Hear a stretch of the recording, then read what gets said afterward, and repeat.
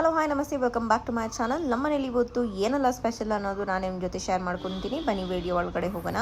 Guys, ಇಲ್ಲಿ first ಒಗ್ಗರಣೆ ಹಾಕ್ಕೊಳ್ತಾ ಇದ್ದೀನಿ ನಾನು ಸಾಂಬಾರ್ಗೆ. ನಾನು ಇವತ್ತು ಹುಣಸೆನ ಹಾಕ್ದಿರ ಸಾಂಬಾರು ಮಾಡ್ತಾ ಇದ್ದೀನಿ. ಸೊ ಸಾಸಿವೆ ಜೀರಿಗೆ ಹಾಕ್ಕೊಂಡಿದ್ದೀನಿ. ಇದಕ್ಕೇನೆ ಬೆಳ್ಳುಳ್ಳಿ ಜಜ್ಜಿರೋದು ಹಾಕ್ಕೊಳ್ತಾ ಇದ್ದೀನಿ.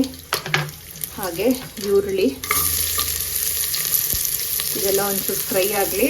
ಅದಾದಮೇಲೆ ತರಕಾರಿ ಹಾಕ್ಕೊಂಡು ಬೇಳೆ ಸೇರಿಸ್ಕೊಳ್ಳೋಣ.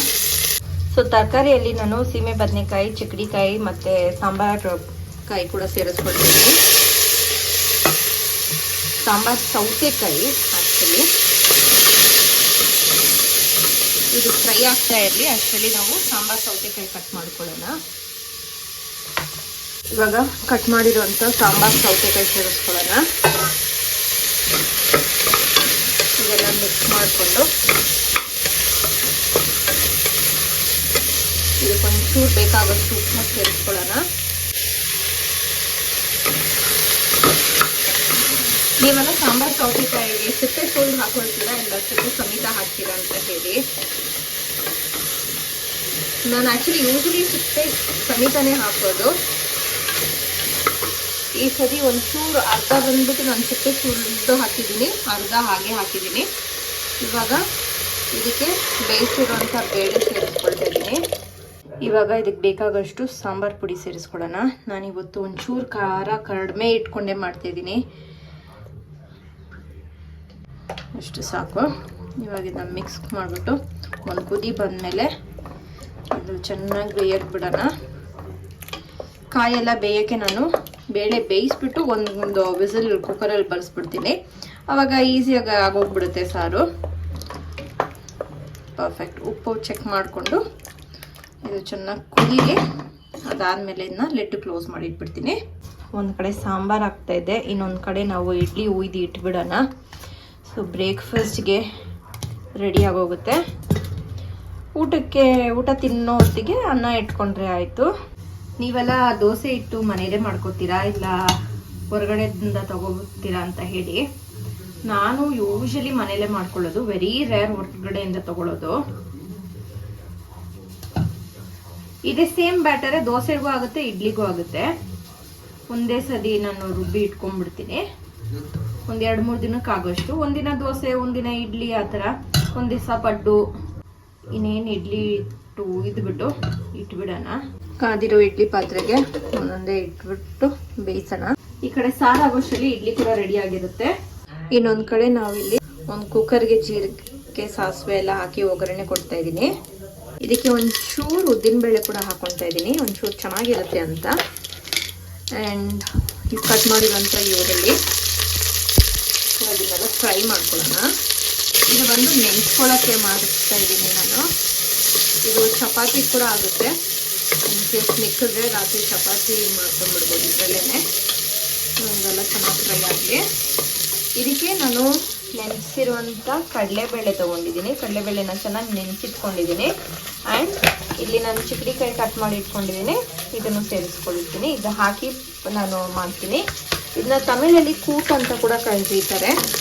ಕನ್ನಡದಲ್ಲಿ ಏನಂತ ಕರೀತಾರೆ ಅಂತ ನಮ್ಗೆ ಗೊತ್ತಿಲ್ಲ. ನೀವು ಯಾವುದೇ ವೆಜಿಟೇಬಲ್ಸ್ ಹಾಕಿ ಮಾಡ್ಕೋಬೋದು. ಇದಕ್ಕೆ ಒಂಚೂರು ಕರಿಬೇವು ಮತ್ತು ನೆನೆಸಿರೋಂಥ ಕಾಳು ಕೂಡ ಸೇರಿಸ್ಕೊಳ್ತಾ ಇದ್ದೀನಿ.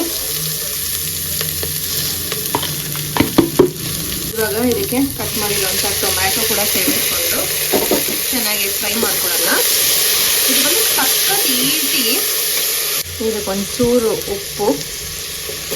ನಾನು ಹೇಳ್ದಂಗೆ ಇದು ಸಖತ್ ಈಸಿ ಆ್ಯಂಡ್ ಟೇಸ್ಟಿ ಕೂಡ ಆಗುತ್ತೆ. ನೀವು ಚಪಾತಿಗೆ ಮಾಡ್ಕೊಂಡು ತಿನ್ಬೋದು, ದೋಸೆ ತಿನ್ಬೋದು, ಅಥವಾ ಅನ್ನದ ಜೊತೆನೆ ಕಲಿಸ್ಕೊಂಡು ಗೊಜ್ಜು ಥರ ತಿನ್ಕೋಬೋದು. ಇವಾಗ ನಾವು ಇದಕ್ಕೆ ಟೊಮ್ಯಾಟೊ ಸಾಫ್ಟ್ ಆಗೋವರೆಗೂ ಬಿಟ್ಟು ಆಮೇಲೆ ನಾವು ತರಕಾರಿ ಸೇರಿಸ್ಕೊಳ್ಳೋಣ. ನಾವು ಯಾವ ತರಕಾರಿ ಬೇಕೋ ಅದನ್ನ ಹಾಕ್ಕೋಬೋದು. ಇವಾಗ ಇದು ಟೊಮ್ಯಾಟೊ ಎಲ್ಲ ಚೆನ್ನಾಗಿ ಸಾಫ್ಟ್ ಆಗಲಿ. ಇವಾಗ ಟೊಮ್ಯಾಟೊ ಎಲ್ಲ ಸಾಫ್ಟ್ ಆಗಿದೆ. ಇವಾಗ ನಾವು ಇದಕ್ಕೆ ಕಟ್ ಮಾಡಿರೋಂಥ ಚಿಕ್ಕಡಿಕಾಯಿ ಸೇರಿಸ್ಕೊಳ್ತಾ ಇದ್ದೀವಿ.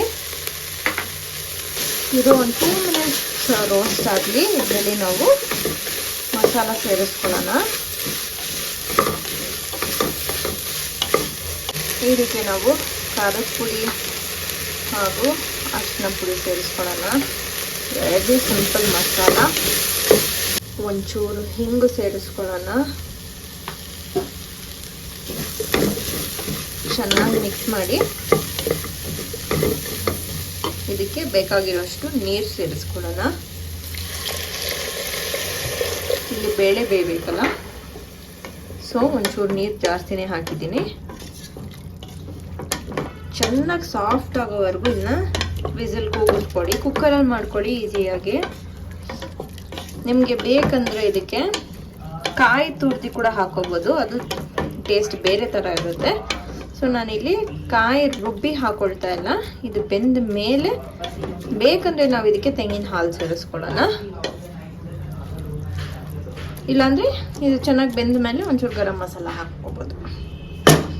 ಇವಾಗ ಇದು ಒಂದು ಕುದಿ ಬಂದಮೇಲೆ ಲಿಡ್ ಕ್ಲೋಸ್ ಮಾಡಿ ಇಟ್ಬಿಟ್ಟು ಒಂದು 3 ರಿಂದ 4 ವಿಸಿಲ್ ಬರ್ಸೋಣ. ಇವತ್ತು ನಮ್ಮ ಮನೆಯಲ್ಲಿ ಬಿಸಿ ಬಿಸಿ ಸಾಂಬಾರು ಹಾಗೂ ಬಿಸಿ ಬಿಸಿ ಮಲ್ಲಿಗೆ ಇಡ್ಲಿ. ನೋಡ್ಬೋದು ಎಷ್ಟು ಸಾಫ್ಟ್ ಆಗಿದೆ ಅಂತಂದ್ಬಿಟ್ಟು, ಎಷ್ಟು ಸಾಫ್ಟ್ ಆಗಿದೆ ಅಂತಂದ್ಬಿಟ್ಟು. ಇದು ನಾನು ನೈಫ್ ಇಟ್ಟು ಚೆಕ್ ಮಾಡಿದ್ದು ಬೆಂದಿದೆಯಾ ಅಂತ. ಸಖತ್ ಸಾಫ್ಟಾಗಿ ಆಗುತ್ತೆ.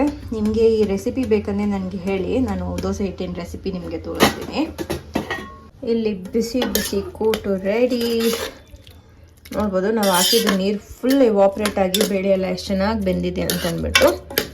ಇದನ್ನು ನೀವು ಬಿಸಿ ಬಿಸಿ ಅನ್ನ ಜೊತೆ ಕಲ್ಸ್ಕೊಂಡು ತಿನ್ಬೋದು, ಅದನ್ನ ನೆಂಚ್ಕೊಂಡು ತಿನ್ಬೋದು, ಅಥವಾ ನೀವು ಇದನ್ನ ಚಪಾತಿ ಜೊತೆ ಕೂಡ ತಿನ್ಬೋದು. So yeah guys, this is it for today's blog ಅಂತ ಹೇಳ್ತಾ with this I end my blog here. ನಿಮಗೆ ಬ್ಲಾಗ್ ಇಷ್ಟ ಆಗಿರುತ್ತೆ ಅನ್ಕೊಂತೀನಿ. ಇಷ್ಟ ಆಗಿದ್ದಲ್ಲಿ ಮರಿದಿರಿ ನನ್ನ ಚಾನಲ್ನ ಇದೇ ರೀತಿ ಸಬ್ಸ್ಕ್ರೈಬ್ ಮಾಡ್ಕೊಂಡು ನೋಡ್ತಾ ಇರಿ ಅಂತ ಹೇಳ್ತಾ thank you so much for watching.